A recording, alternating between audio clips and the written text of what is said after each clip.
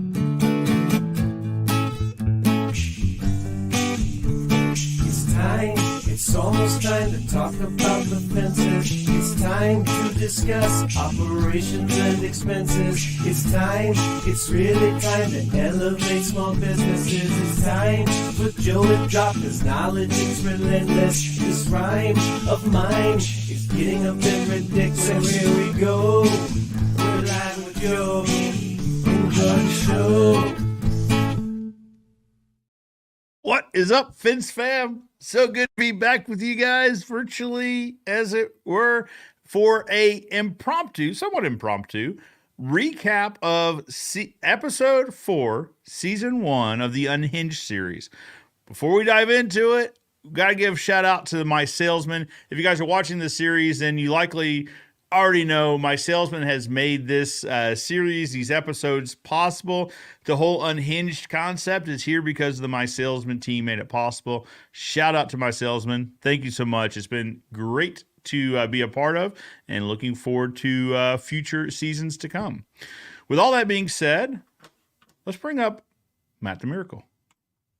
Matt, how are you, buddy? Hi, Joe. How are you? I'm doing well. How about yourself? I'm wonderful. Excited that we can recap episode 4. This is kind of cool. I really hope that now people are starting to get the gist of the story. Yeah. Starting to understand that it really is a story, obviously a very, very made up story, but with some real life meaning behind it. Sure. So that's the whole thing. And I think we've talked a little bit about how some of the ideas were jobs that we got stuck in the middle of. Obviously, I've never had a card reader or a face reader that could tell my iron level. But Right. I will tell you, though, that some of the projects that we've worked on have been very intense and took a lot of background checks and special meetings and credentials to even be allowed to be on them. Sure. Well, and it's not too far fetched of an idea that technology can do that. I mean, we're in the middle of a crazy technological era right now of just it's doing crazy things, absolutely crazy things. So we're halfway through season 1. We're halfway through. So, and what I'm saying is that's why we're going live is to recap. See, we're halfway through. Right, exactly. And that's a believable story. Yes. Let's just stick with that story. Okay, yeah, we'll stick with that one. It definitely wasn't that I was on vacation last week and I was catching up this week and totally forgot to record it. Yeah, no, or that I thought that we had already recapped episode 4 and had to record it, and I got mixed up with episode 3. But obviously, you don't want to. We don't want to rely on me for anything because I've already screwed up twice and almost gave the next line away. Well, that's the thing is maybe we should have had. This is live, Matt, so there's no editing out any of this. Okay, I'm gonna do a good job of not talking quite so much. All right, so let's jump into this thing, Joe. Let's. It starts obviously in the jail, and we have a brand new character, the big strong guy doing push-ups. In the jail, Dagger or something like that. I think, I can't quite remember his name. Something like that. Something dangerous sounding. Right, but now for some reason he's in a cell with Ben Post. Yes, which. It sounds like they could not be much more opposite. Right. I picture Ben Post of being a little thinner, smaller guy, probably not as strong, a little more frail. Yeah, I picture him as like a wiry fella. Yeah. And he's in with this big dude doing push-ups and really strong. And then he obviously offers his services as a lawyer. He says, I only have 3 night classes left, which I think is kind of funny. And then I love the line where he says, I hate lawyers. And he goes, well, it's a good thing I'm not a lawyer yet. Talk about that glass being half full all the time, right? Well, that's the thing about Ben is he's just into a bunch of different things. He's like an amateur astronomer. He's like a semi-professional bird watcher. He's got a lot of things going for him here. Now, in the end of episode 3, we find the reason he's in jail is he gets picked up for snooping around Lucky's house. Yes. And Sheriff Sheeter. Sheriff Sheeter. Yeah, that one. He catches him snooping around, drags him out of there, throws him in jail. Yep. But what we're finding out is, which, I mean, anyone I think watching can relate to this, Ben had loaned out his sewing machine. Of course. He just wanted it back. Right, which is a common practice. A lot of people loan out their sewing machines. Like, Matt, if you were to show up at my house and say, Joe, could I borrow your sewing machine? Absolutely. But I'm going to want it back.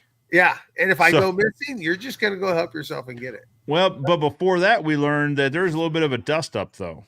Ben and Lucky got into it at the bowling alley a couple of weeks ago. Yep. Now, come to find out, it was about this sewing machine. He just wanted it back. That's all. He's just wanting his sewing machine back. How many young people out there below the age of 14 don't even know what a sewing machine really is? Most all of them. Did you ever take sewing in school, in home ec? No. So our home ec was very split. So the boys did like shop, and then the girls did the home ec portion of it.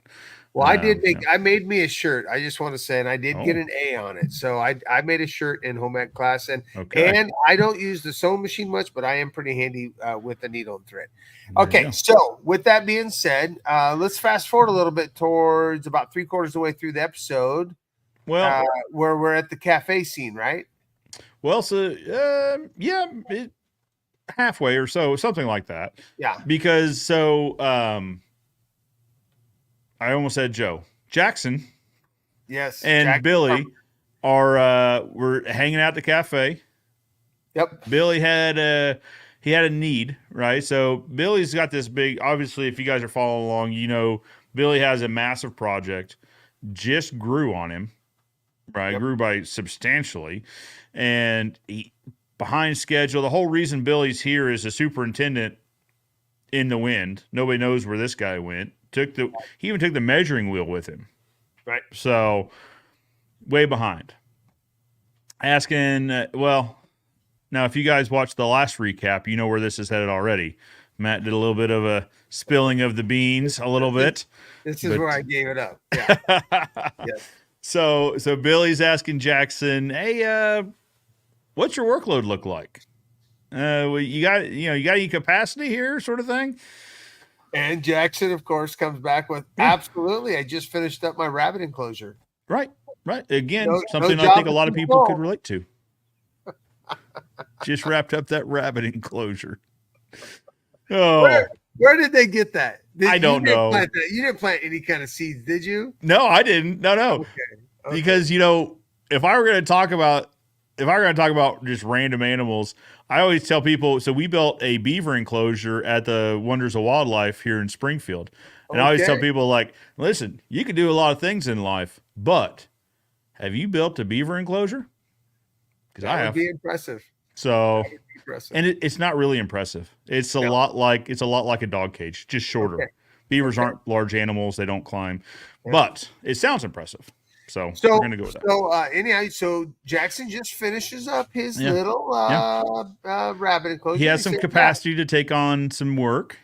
Right. So the business side of this, there's two things that this on the business side of this episode. One is obviously hire smart people and check your arrogance at the door and empower your people to make decisions and to grow. And you know what? Every once in a while, you got to let them fail. You can't micromanage. You can't catch them all the time. If they don't fail once in a while, that they really aren't learning to get better. But the other one is don't be afraid to ask for help.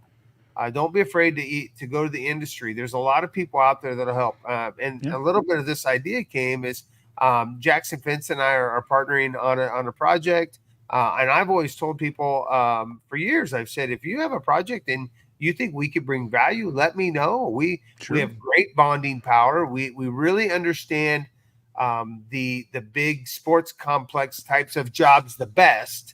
But we're also gotten really good at these big high tech scarecrow tech type jobs also. So that's a little bit of where that storyline came from that we are trying to teach in the business world. It's okay. Matter of fact, we have a really nice little fence company here in Lincoln, and they're about 3 years old. And he just called us because it's probably going to be 2 or 3 truckloads of vinyl, and he just can't financially put all that together. So he asked us if we wanted to work with him. Well, we started looking at the project, and we noticed that there was balconies that we make, and there's all these other things. So we said, absolutely, we would love to help you because we want to get these other scopes of work that you aren't interested in at all. So let's just partner, and we'll tell the general contractor they can have one hand to shake. Yep. There's also another term out there called one throat to choke. But one hand to shake is what we say. And then we can work better together, and he can use our resources and we can use his. So it's going to be a great partnership. And if maybe sometime you and I, Joe, can talk about how we go about these things, where we either do a joint venture, a JV option where it's a legal document and it works really well. But you can also have a lead, and then you can make agreements ahead of time, but in setting the expectations. No different than working with family and friends. When you're working with friends in the industry, clear expectations of who's driving the boat, who's steering the boat, and who's putting the fuel in the boat. Those are very, very important things. But together, when the tide goes up, both your boats go up, and it works really, really well. Well, and in backing up a little bit, general contractors typically want as few subs as possible. So if you say, hey, we're going to actually take these 2, 3, 4 scopes of work, and we're going to give you one point of contact, love that. They absolutely love it. They want less people to try to handle and manage. They want one person to call to get more things done. It works great. So Yeah. But that's the story. That's what Yeah. the business message is in this story. That's the message out there is let's work together, let's hire good people, Sure. and let's get that. I think Matt the Miracle even says at one point in time, check your ego at the door, or maybe your ego's too big for us. So just you don't need to be or want to be the smartest person in the room. Yeah. Right. Then you have to solve all the riddles. Well, yeah, you end up in the room alone. Right. So yeah, that's not good. No. And so Billy's doing a little bit of backpedaling on this because when he showed up to Naware, he, Jackson he didn't come out and offer help, but he just said, basically, hey, let me know if you need anything. Right. And to which Billy was kind of like, okay, sure, buddy. You bet, pal. Okay. Yeah, I got this. You go build your rabbit cage. I've got bigger fish to fry over here. But I will use your software. This is my salesman tool to figure it out. But I'm not going to own up to that either. Right. No, it must have been one of the guys messing around or something. And I love it too. And his wife is actually the one that says, "Are you doing this again? Come on." Right. And that's an important message too. We just talked about that at one of the Mondays with Matt. If you're a My Salesman customer, just a little plug for this. We do a Monday with Matt where I pick a topic and then we talk about it. And last month was surround yourself with people that'll hold you accountable. And know your circle of friends because you're probably the average of your 5 closest friends. So that's an important thing. Matter of fact, a little plug, Monday with Matt is going to be called You versus You. And I think it's really good. I've done a 4-week series with my Monday morning meetings with my guys. And I really think people are going to like it. So if you're a My Salesman customer, please tune in. But with that being said, let's wrap up. Where do we leave off at the end of the episode? Well, so what happened? So Ben calls Billy. Yes. To say, hey, I know what you saw. You saw me getting yanked out of the bushes. It's not what you think. And this is where the sewing machine. I was just trying to get my sewing machine back. Of course, Billy's like, you're what? He's like, I'll explain it later. But I did see something that I don't think the sheriff wanted me to see. And then all of a sudden, the sheriff cuts off his call time. He's like, Sheriff Sheeter says it's time for me to get off the phone, so I got to go. Yep. So he's on speakerphone, right? Lucky's sister's there. They're at the diner, so Lucky's sister's there. Jackson's there. So everyone kind of gets rolled into this and says, well, we got to head over there, see what's going on. So Lucky, ever the security-minded person here, he leaves an extra key under a rock, which we all know is the best place. But he's kind of smart about it because the whole yard's rocks. Right. It's just one of these rock yards. So it should be easy to find here in a yard of rocks. Absolutely. Right. But they find it. They let themselves in, and they find a bit of just a wall of maybe conspiracy or clues. Trying to place things. He said he's never seen so much red yarn in one place, and it took months probably to put this all. So you're picturing in your mind just this gigantic web of this is connected to that, is connected to over here, and then it tangles up. Like the old fashioned putting pictures on the wall. This person related to this person, related to this person. Yeah. So you have now a little bit of, okay, this is why he possibly is gone. Well, because he thinks he stumbled onto something. Right. So there's some notes here too, that right around the time of some crop circles showing up is roughly when Scarecrow Tech showed up. Yep. And then are they linked? ? And trying to figure that out. We also learned there's some just some allies here that we didn't think were allies. Right. So Lucky's running for mayor.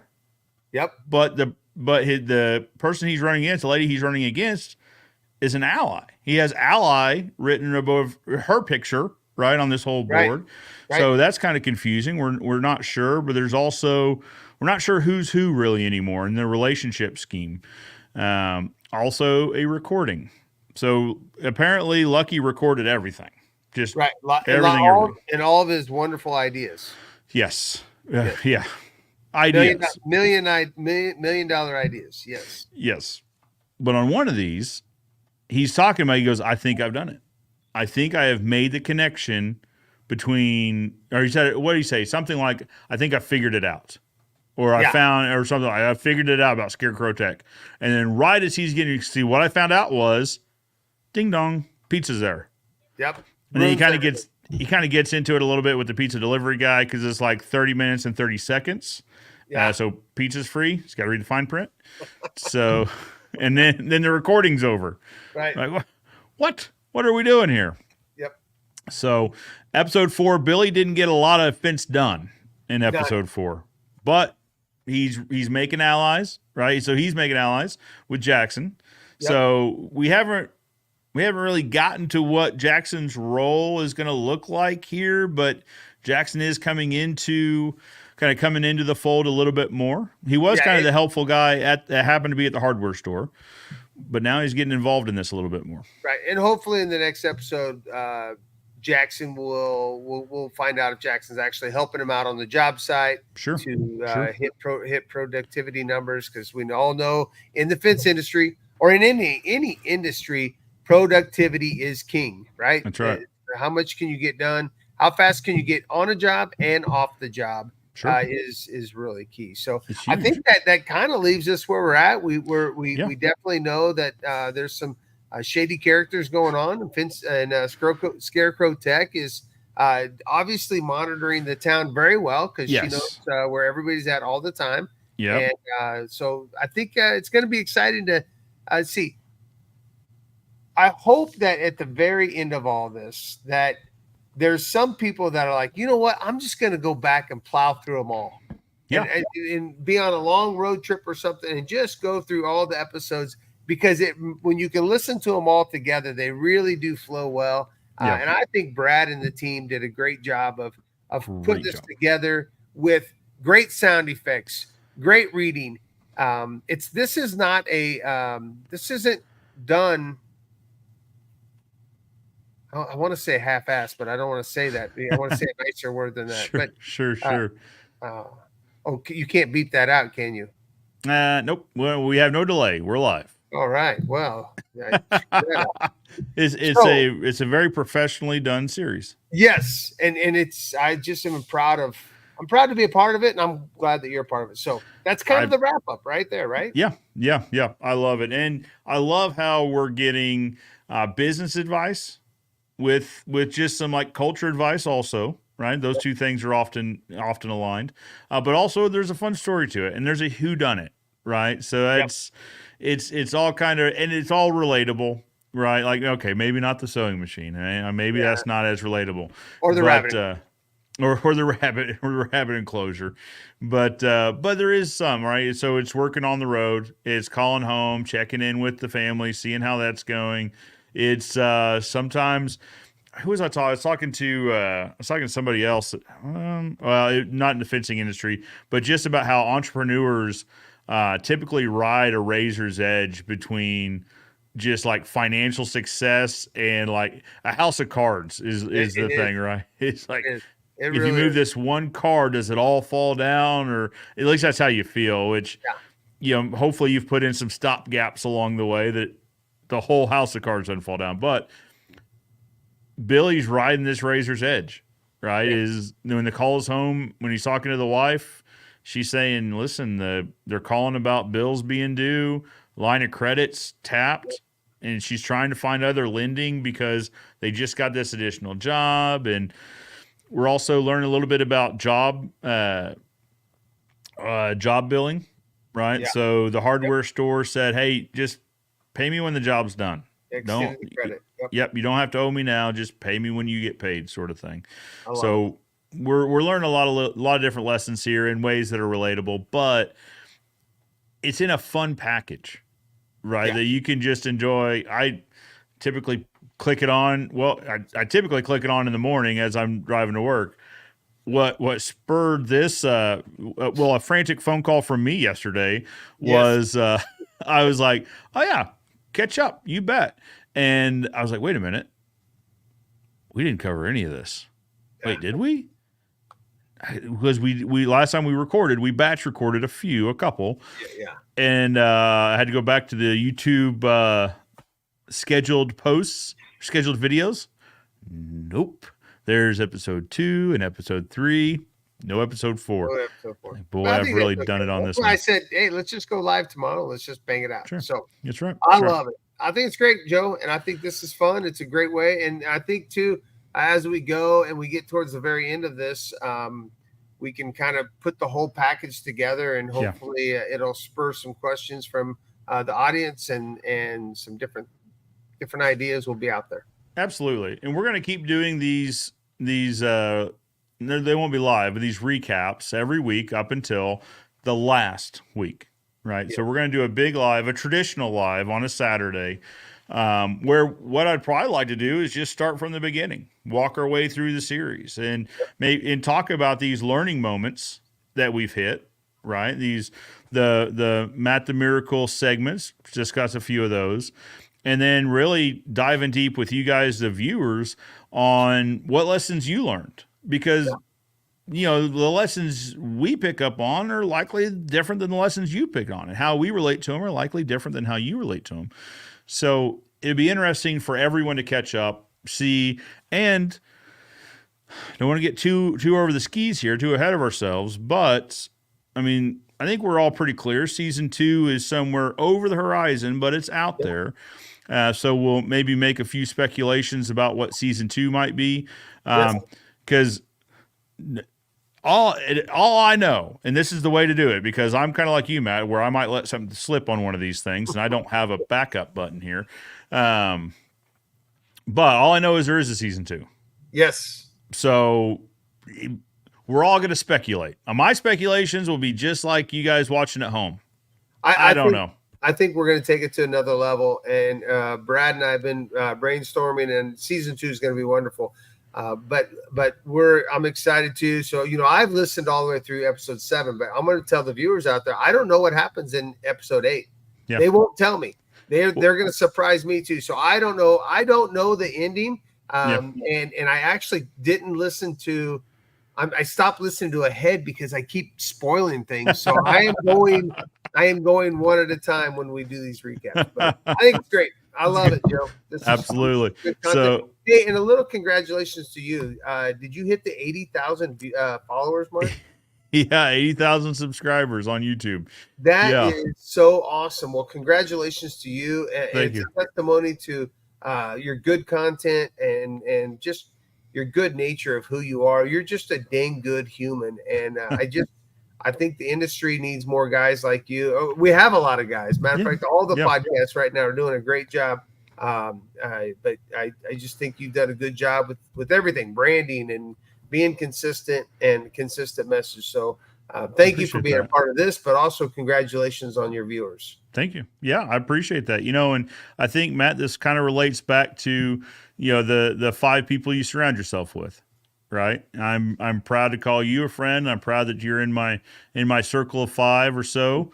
That's not always 5. Sometimes it grows, sometimes it shrinks. It can be 10 or 12, right? But, but I appreciate you being in that group. And I think guys watching at home, I think you'll agree with me. If you've interacted with Matt in any way, you can't help. He rubs off on you.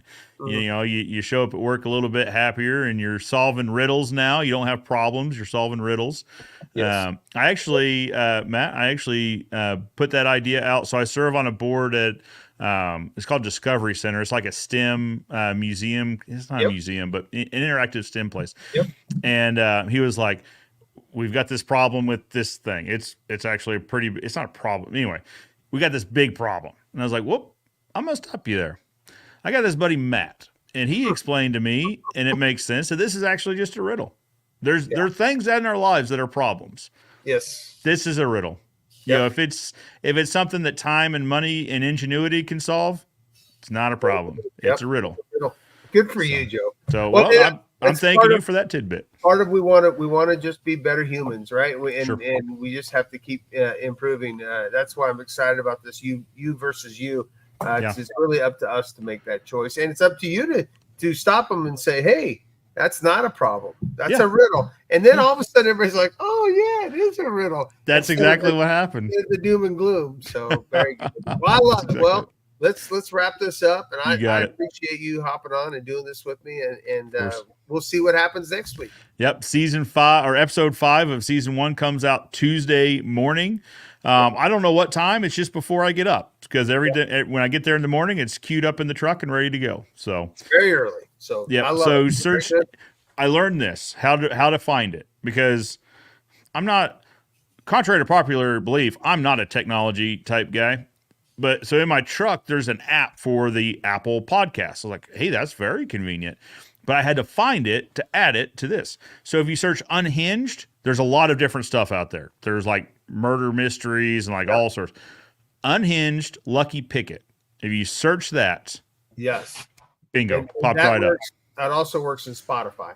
And folks out there, if you like it, give us a like, give us a little Yeah. bit of love on that thing because that's also part of how we're measuring that if people are enjoying it. Yeah, leave a review. I mean, that's the thing, guys, is if you love the Matt the Miracle segments, the business messages you're getting out of there, or if you can relate with just wanting your sewing machine back, just leave a review. Leave a review. Let the team know, Brad and his team know that they've done good work because I think we all know they've done an incredible job at putting this together. Writing it, the script was incredible. Like it's knowing where this is going, guys, I can tell you the team has done an incredible job writing this in a way that is engaging and always keeps you wondering what next episode's going to have in it.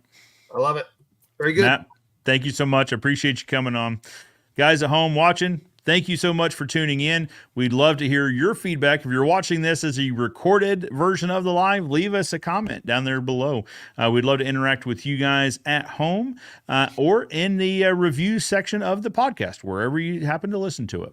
For the next recap will be next week, next Thursday, because, and Matt, we probably ought to record that one. But stay tuned for the next recap. For now, Joe Everest, Matt the Miracle, reminding you that good fences make good neighbors, and we'll catch you next time.